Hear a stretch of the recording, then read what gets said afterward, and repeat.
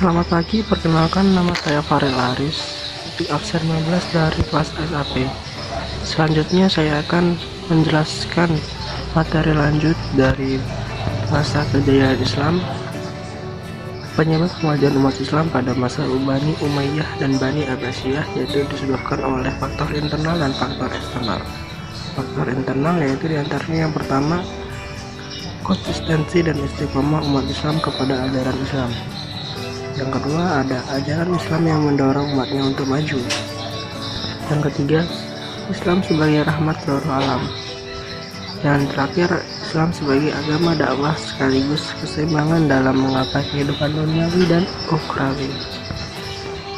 Beberapa faktor eksternal diantaranya yaitu yang pertama adalah terjadinya asimilasi antara bangsa Arab dan bangsa-bangsa lain yang lebih dahulu mengalami perkembangan dalam ilmu pengetahuan.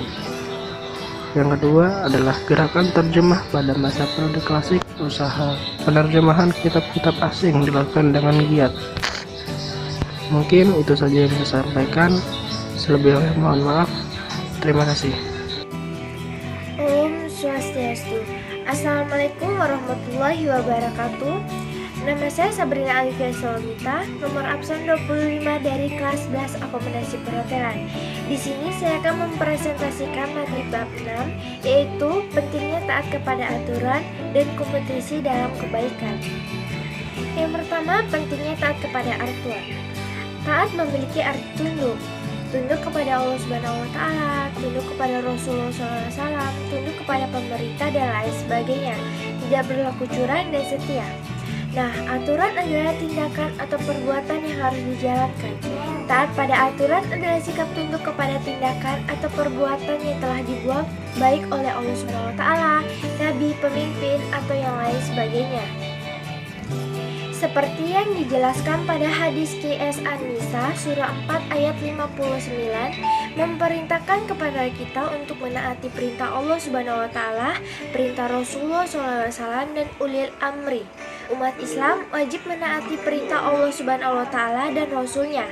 Diperintahkan pula untuk mengikuti aturan menaati pemimpinnya jika pemimpinnya memerintahkan kepada hal-hal yang baik. Namun, apabila pemimpin tersebut mengajak kepada kemungkaran, wajib hukumnya untuk menolak. Lalu yang selanjutnya, kompetensi dalam kebaikan. Hidup adalah kompetisi, bukan hanya untuk menjadi yang terbaik, tetapi juga kompetisi untuk meraih cita-cita yang diinginkan. Tapi banyak orang yang terjebak pada kompetisi yang hanya memperuntukkan syahwat hawa nafsu duniawi dan jauh dari suasana rohani. Seperti kompetisi harta kekayaan, kompetisi usaha pekerjaan, kompetisi jabat kedudukan, dan lain sebagainya. Pada QS Al-Maidah surah 5 ayat 48, Allah Subhanahu wa Ta'ala menjelaskan syariat setiap kaum berbeda-beda sesuai dengan waktu dan keadaan hidupnya. Meskipun mereka berbeda-beda, yang terpenting adalah semuanya beribadah dalam rangka mencari ridho Allah Subhanahu wa Ta'ala. Nah, mengapa kita diperintahkan untuk berlomba-lomba dalam kebaikan? Nah, karena bahwa melakukan kebaikan tidak bisa ditunda-tunda, sebab kesempatan hidup sangat terbatas.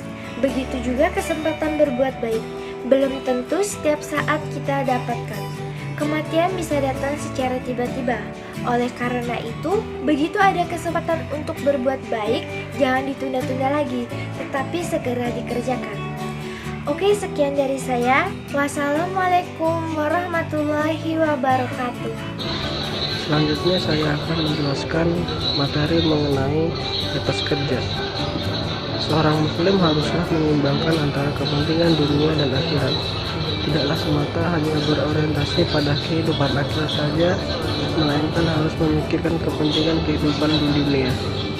Untuk menyeimbangkan antara kehidupan dunia dan akhirat, wajiblah seorang muslim untuk bekerja. Pada surat At-Taubah ayat 105 menjelaskan bahwa Allah Subhanahu wa Ta'ala memerintahkan kepada kita untuk semangat dalam melakukan amal saleh sebagai pajaknya. Allah Subhanahu wa Ta'ala akan melihat dan menilai amal-amal tersebut. Mereka yang berbuat baik akan diberi pahala atas perbuatan itu, dan mereka yang berbuat jahat akan diberi siksaan atas perbuatan yang telah mereka lakukan selama hidup di dunia. Demikian yang bisa saya sampaikan. Terima kasih.